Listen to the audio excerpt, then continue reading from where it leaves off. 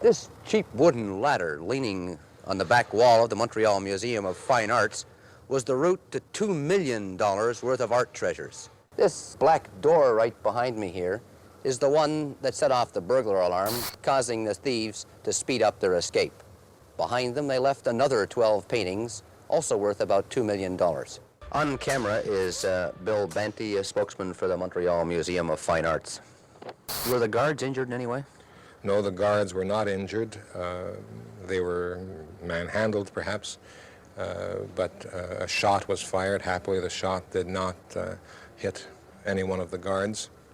All three of them were tied and bound and guarded. How about the material they left behind, 12-odd paintings, including a very valuable Rembrandt? Yes, there were some other paintings that they had obviously planned to take with them. The archival report from September 4th, 1972, when the Montreal Museum of Fine Arts was the victim of a caper. The young cub reporter that you heard there in that archival footage, none other than Bob Benedetti, former CTV News Montreal reporter, CF12, goes back away. Bob, welcome to the program. Great to talk to you this morning. Good morning, Elias. Good to talk to you, too. I got to ask you, when you heard, now, one of the reasons we have you on today is because, of course, over the weekend, there was that big heist, the big caper in Paris at the Louvre. When you heard the news reports about that heist, did it bring you back to 1972? Well, that is one. There were enough similarities to the one in Paris that it did make me think of the one in Montreal, like the latter especially. Now, what do you remember the most about covering that story in 72?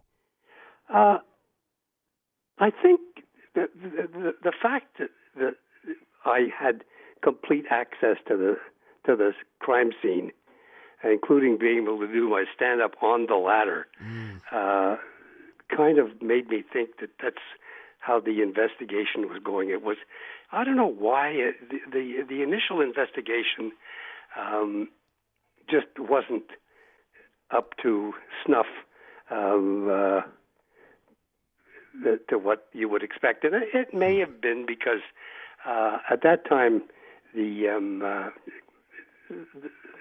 art theft and stuff like that would have been assigned to the Major Crimes Unit, which was busy dealing with the aftermath of the Bluebird fire on Friday night, which had killed 37 people.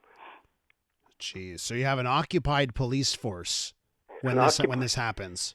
And plus, there are some people who speculate that these guys plan to do it this weekend because of the Canada-Russia hockey series. But if that were the case, they would have done it on a night of a game, not the night between the games.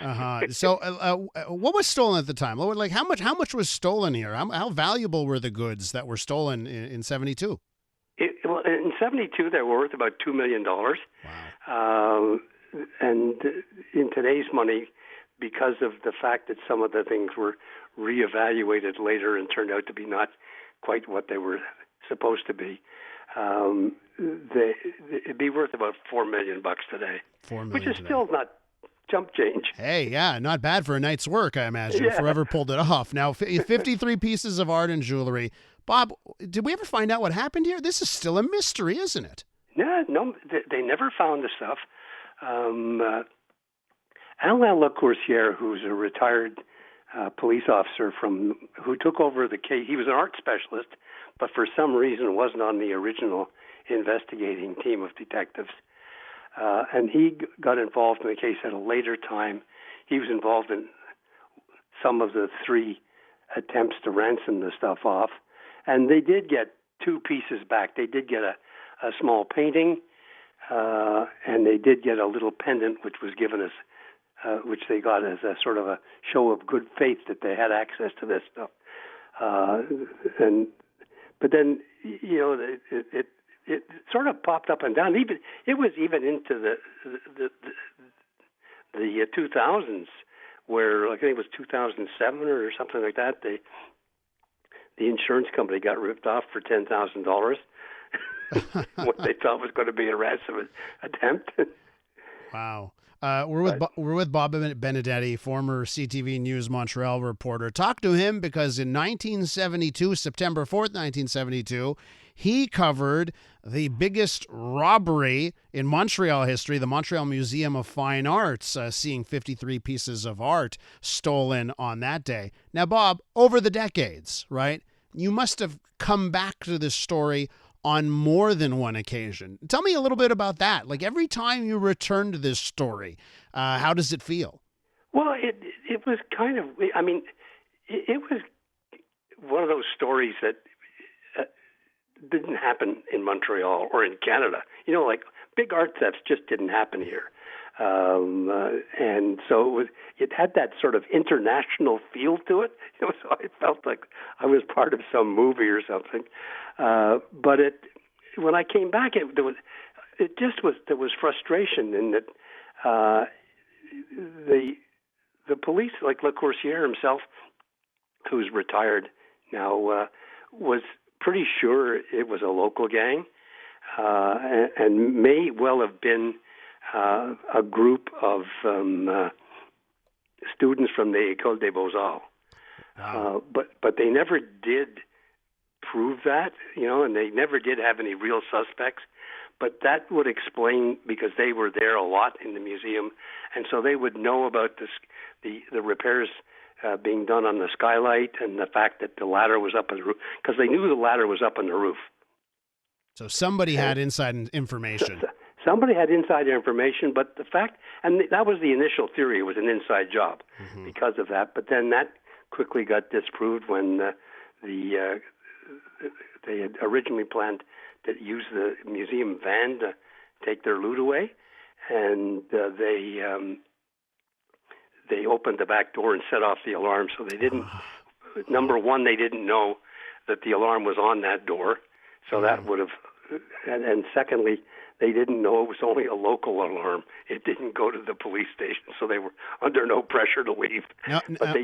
But they did leave quickly, and I still can't imagine this happening in early morning on Labor Day. A bunch of guys running down Sherbrooke Street with arms of stolen. It just sounds under the. It sounds fantastical, right, Bob? Now, Bob, don't get us sued here, but do you have any gut hunches over the years? Like, do you think you figured this out over the years?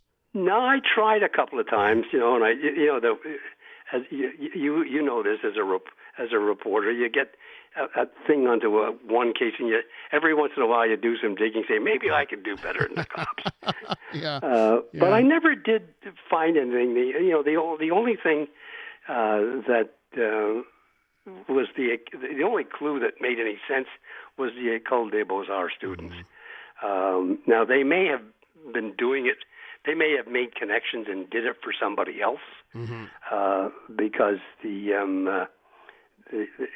it seems that one of the times when they were negotiating to ransom the stuff off, the guy they were talking to had an accent, like he wasn't. And the three guys that did the job, two were Francophones and one was an Anglo. So that could have been anybody in Montreal. That's right. Yeah. Quite the description. Hey, Bob, over the years, tell me just about the relationship with police. You know, you're talking about that investigation there, but how did that evolve over the decades you were reporting?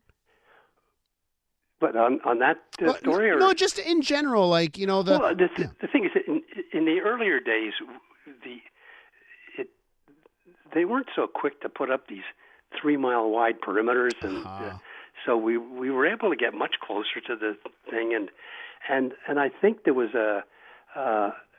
in the earlier days a closer relationship with the specific detectives. You know, they didn't really have at that time a PR department for the police department, and so that we would deal with the detectives themselves. So it was sometimes quite a bit more interesting to do it, you know. And then as the years went on, the perimeters got bigger, and then you got stuck with the PR department of the police department, and you got what was sanitized, you know. Whereas I hear you. We were able to get the unsanitized version In many ways, it was more fun to be a reporter in my early days. Well, listen, it was great to reminisce with you this morning, Bob. Great to hear that report in your voice from 1972 on a week like this. I got to let it go there, Bob, but I want to thank you so much for hopping on. Great. Thanks for talking to me. From CFCF 12 Pulse News, Bob Benedetti right there. I'm Dylan Playfair. And I'm Tyler Smith. We're putting loneliness in the penalty box by talking to some of our favorite athletes about the importance of friendship. This is Bromance. Bromance is brought to you by Charm Diamond Centers, proudly Canadian-owned and operated. Charm has been part of your love stories and bromances for over 50 years. And you can find Bromance on the iHeartRadio network or wherever you get your podcasts.